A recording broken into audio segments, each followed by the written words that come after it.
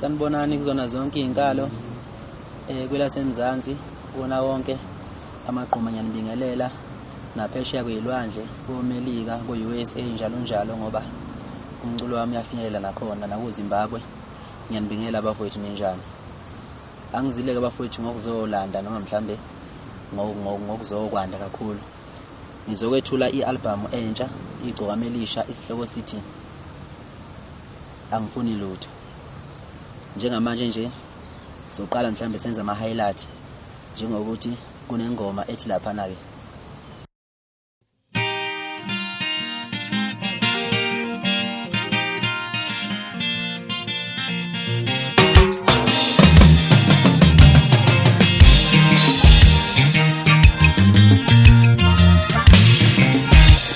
Makuma sempovana ngangifisa umbone ngiqumene ukuzangishele makuma wangelwana ngangifisa umbone ngiqumene ukuzangishele makuma kwaqhoba nyawo ngangifisa umbone ngiqumene ukuzangishele.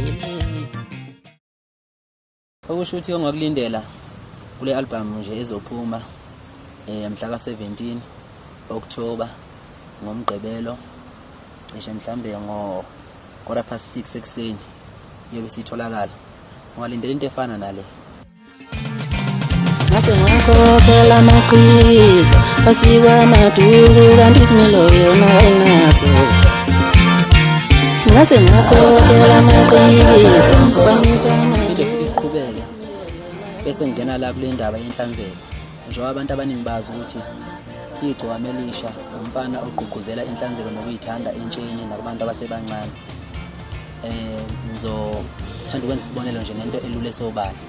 Bazokhumbula abantu ukuthi kunelebuli okuthiwa i-DMD efaka umgqumeni kubantu. Kunamhlanje lo lebuli yaqhoko yafaka umgqumeni lo lebuli. Nami ke sengiphinde ngaqopha umlando kwakhona ilebuli engiyifakayo kubantu. Abantu bayazi abaningi i-First Ascent ifike nami la emculweni kamaskandi nakubantu nasentsheni iyagqoka njengamanje umuntu somthola noma ekuphi noma nje kungama-holiday emakhaya uyabona insizwa zizinhle engomeni njalo njalo zigqokele lebuli le First Ascent ifakwe mina kubantu lelo lebuli. Sekumlando lokho noma sengahamba sikosala esizukulwaneni iqhubeka igqokwa kodwa babeyazi bazi ukuthi iyafaka umthandeni wakaManqele igcokama elisha. Umfana wakwaqeda izinofobe yaphela finish angaphinde abakhona. Sengena nje la kwi-album yali igcokama elisha lezophuma.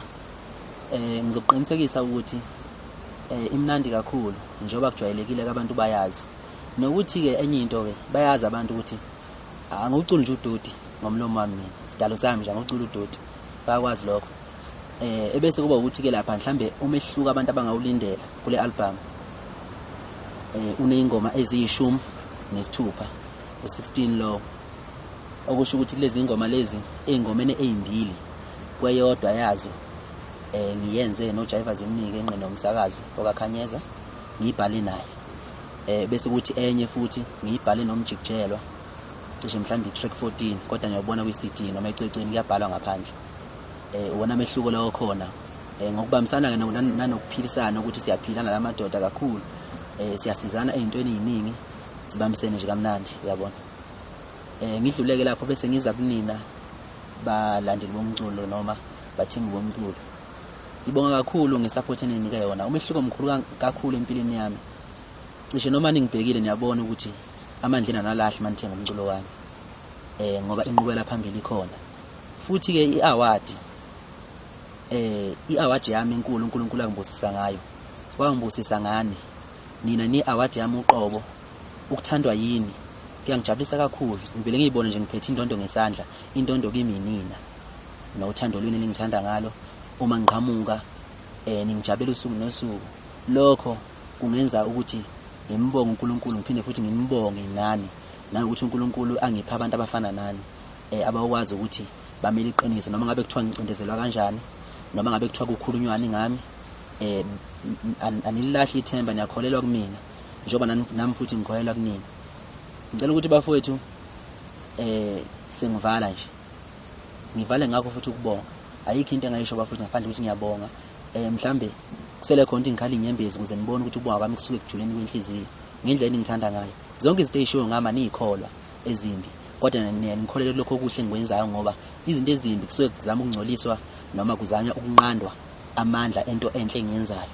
Kodwa kube namhlanje ngisakholelwa mina ngisangithanda futhi nisazoqhubeka ngithande njengoba nami ngiyenithanda. Mina nani siyathandana. Ngicela singahlukaniswa umuntu. Ngiyabonga bafowethu.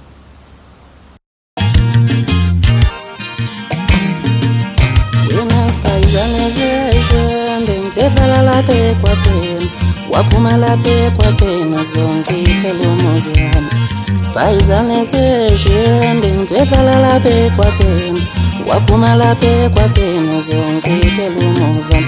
Wena sipayizane zeshende ngihlala lapha ekwapeni waphuma lapha ekwapeni zonke ithelemuzi yami. Mina ngithe ungafoni